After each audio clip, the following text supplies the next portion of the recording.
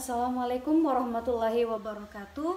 Perkenalkan, nama saya Hijriana, NIM 2006035020004 dari jurusan Pendidikan Sosiologi, Fakultas Ilmu Sosial, Universitas Negeri Makassar dengan mata kuliah Teori Sosiologi 2. Di sini saya akan menjelaskan mengenai pandemi COVID-19 dalam perspektif teori struktural fungsional Robert King Merton, di mana COVID-19 merupakan virus jenis baru yang menyerang saluran pernapasan. Virus baru ini pertama kali ditemukan di Wuhan, Tiongkok pada bulan Desember 2019. Dan COVID-19 secara resmi telah ditetapkan oleh Organisasi Kesehatan Dunia sebagai pandemi global pada Rabu 11 Maret 2020. Dalam teori struktur fungsional, menurut Robert King Merton, teori struktural fungsional berasumsi bahwa setiap sistem memiliki fungsi dan peran masing-masing. Teori struktural fungsional memusatkan perhatian kepada kelompok, organisasi, masyarakat, dan kultur. Salah satu tokoh dari struktural fungsional adalah Robert King Merton yang dikenal dengan teori fungsionalisme. Fungsionalisme di semua institusi banyak dikritik karena terdapat hal-hal yang tidak berfungsi sebagaimana mestinya.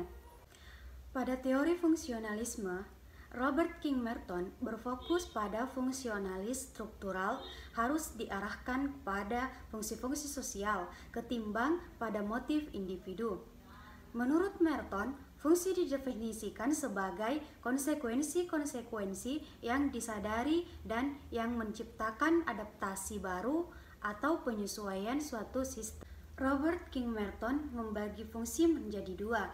Yang pertama yaitu fungsi manifest atau fungsi yang nyata, di mana konsekuensi-konsekuensi atau akibat-akibat yang orang harapkan dari suatu tindakan sosial atau situasi sosial.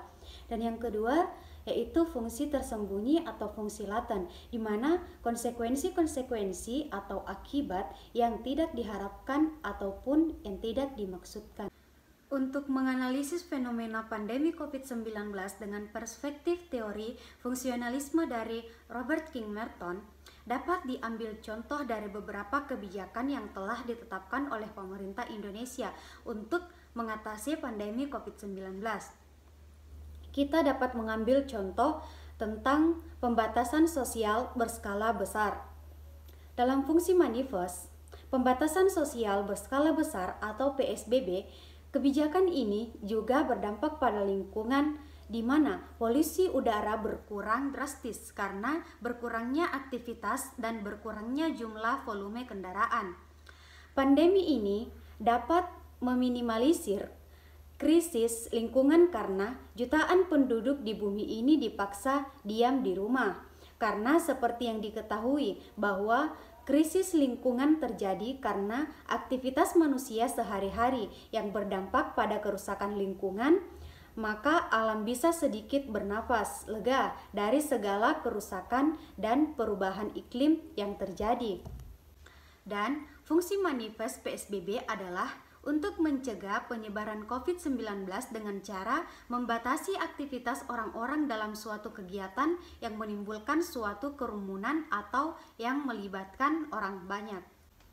Selanjutnya, pada pembatasan sosial berskala besar atau PSBB pada fungsi laten, yaitu pandemi COVID-19 ini berdampak negatif pada lingkungan, yaitu penggunaan energi yang berlebih. Karena ketika manusia berdiam diri di dalam rumah, berarti penggunaan energi listrik untuk belajar, bekerja, dan kebutuhan rumah tangga berlipat ganda. Dan fungsi laten kebijakan PSBB yaitu berdampak pada perekonomian. Hal ini menyebabkan sejumlah pelaku usaha mengambil langkah merumahkan karyawan tanpa gaji, hingga melakukan pemutusan hubungan kerja.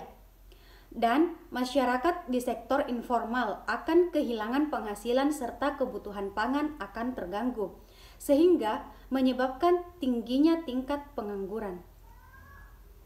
Sekian dari saya. Wassalamualaikum warahmatullahi wabarakatuh.